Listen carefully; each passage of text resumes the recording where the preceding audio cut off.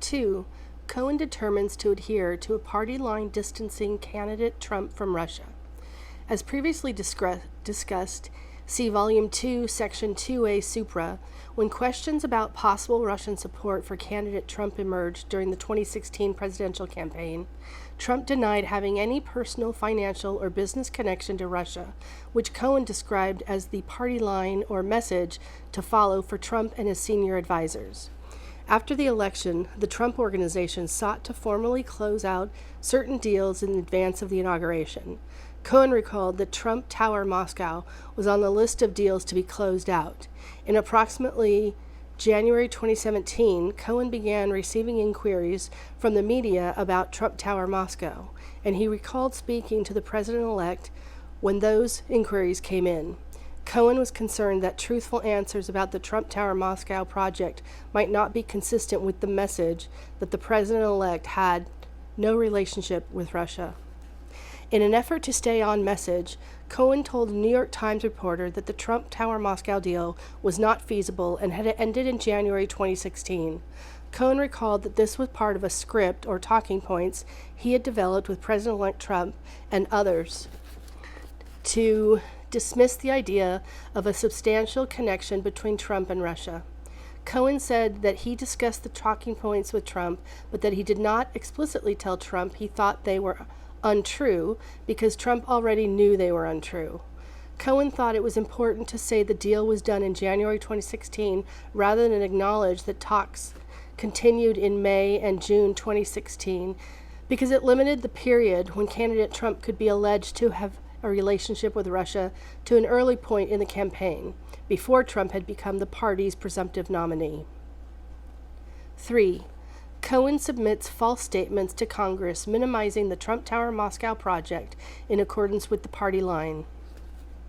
In early May 2017, Cohen received requests from Congress to provide testimony and documents in connection with congressional investigations of Russian interference in the 2016 election.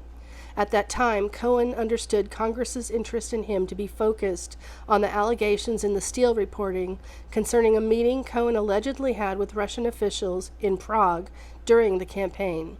Cohen had never traveled to Prague and was not concerned about those allegations, which he believed were provably false.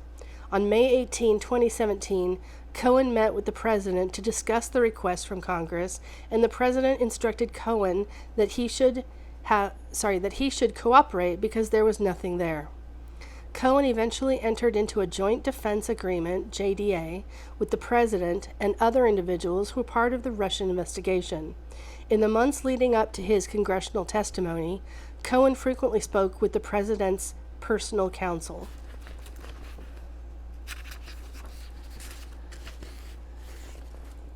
Cohen said that in those conversations, the president's personal counsel would sometimes say that he had just been with the president. Cohen recalled that the president's personal counsel told him the JDA was working well together and assured him that there was nothing there, and if they stayed on message, the investigations would come to an end soon. At that time, Cohen's legal bills were being paid by the Trump Organization, and Cohen was told not to worry because the investigations would be over by summer or fall of 2017.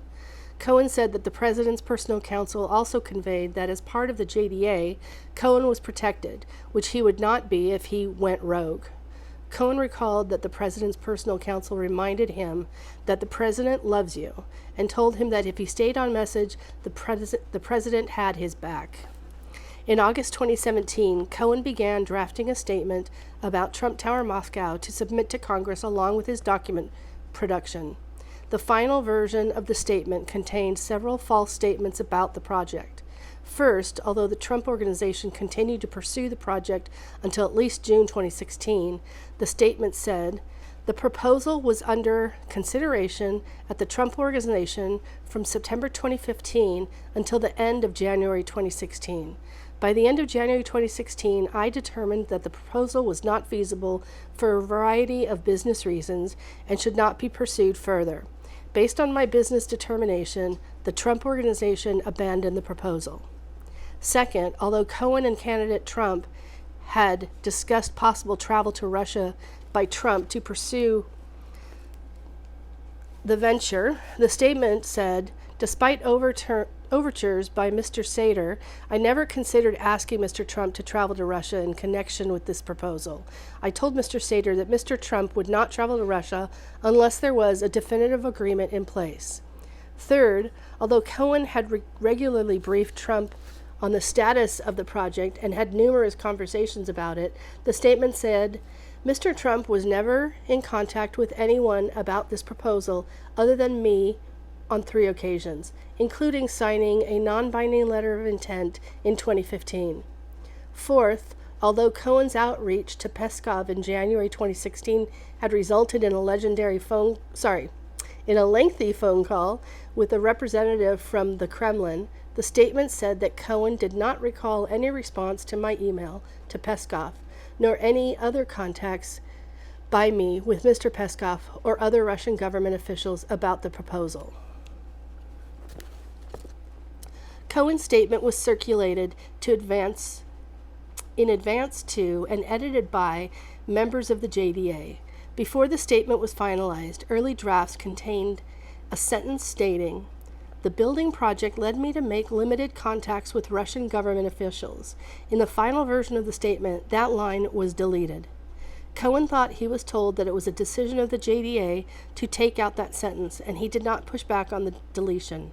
Cohen recalled that he told the president's personal counsel that he would not contest a decision of the JDA. Cohen also recalled that in drafting his statement for Congress, he spoke with the president's personal counsel about a different issue that connected candidate Trump to Russia.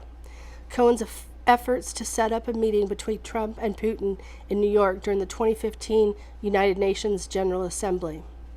In September 2015, Cohen had suggested the meeting to Trump, who told Cohen to reach out to Putin's office about it. Cohen spoke and emailed with a Russian official about a possible meeting and recalled that Trump asked him multiple times for updates on the proposed meeting with Putin. When Cohen called the Russian official a second time, she told him it would not follow proper protocol for Putin to meet with Trump.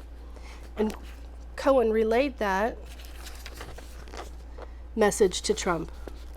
Cohen anticipated he might be asked questions about the proposed Trump-Putin meeting when he testified before Congress because he had talked about the potential meeting on Sean Hannity's radio show. Cohen recalled explaining to the president's personal counsel the whole story of the attempt to set up a meeting between Trump and Putin and Trump's role in it.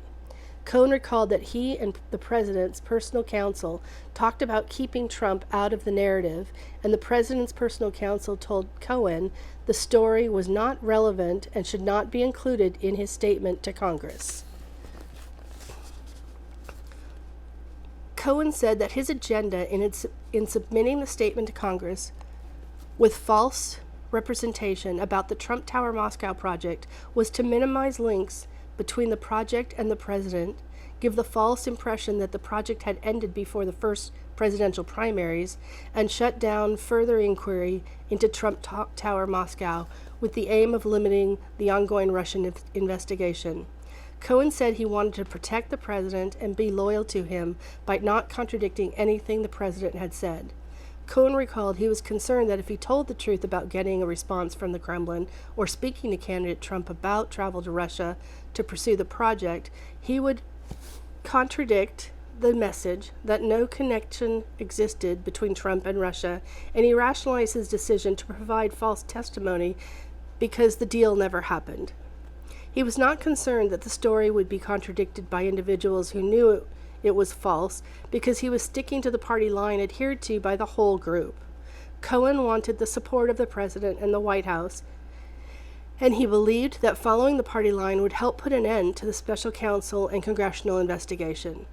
Between August 18, 2017, when the statement was in an initial draft stage, and August 28, 2017, when the statement was submitted to Congress, phone records reflect that Cohen spoke with the president's personal counsel almost daily.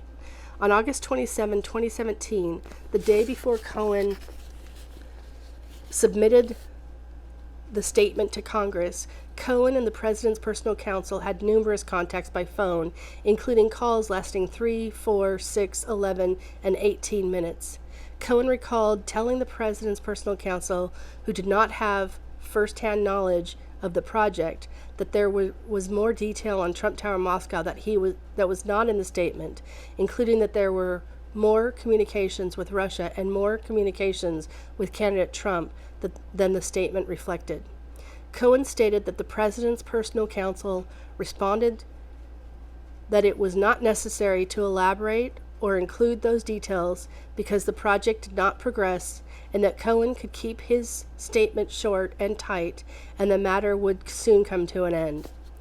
Cohen recalled that as the president's personal counsel said, his client appreciated Cohen, that Cohen should stay on message and not contradict the president, that there was no need to muddy the water, and that it was time to move on. Cohen said he agreed because it was what he was expected to do. After Cohen later pleaded guilty to making false statements to Congress about the Trump Tower Moscow project, this office sought to speak with the president's personal counsel about those conversations with Cohen, but counsel declined, citing potential privilege concerns. At the same time that Cohen finalized his written submission to Congress, he served as a source for a Washington Post story published on August 27, 2017, that reported in depth for the first time that the Trump organization was pursuing a plan to develop a massive Trump Tower in Moscow at the same time as candidate Trump was running for president in late 2015 and early 2016. The article reported that the project was abandoned at the end of January 2016, just before the presidential primaries began. Several people familiar with the proposal said. Cohen recalled that in speaking to the Post, he held to the false story that negotiations for the deal ceased in January 2016.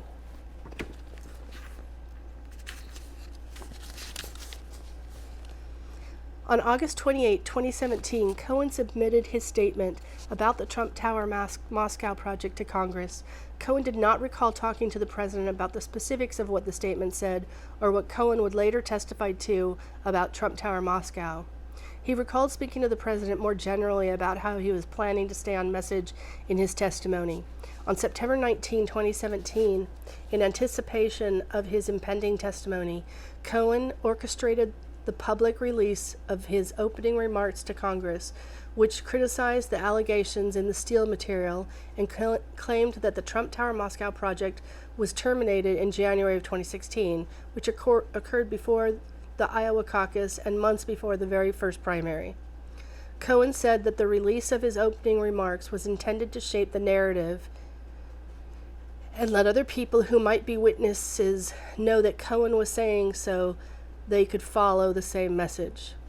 Cohen said his decision was meant to mirror Jared Kushner's decision to release a statement in advance of Kushner's congressional testimony, which the president's personal counsel had told Cohen the president liked. Cohen recalled that on September 20, 2017, after Cohen's opening remarks had been printed by the media, the president's personal counsel told him that the president was pleased with the Trump Tower Moscow statement that had gone out. On October 24 and 25 of 2017, Cohen testified before Congress and repeated the false statements he had included in his written statement about Trump Tower Moscow. Phone records show that Cohen spoke with the president's personal counsel and immediately after his testimony on both days.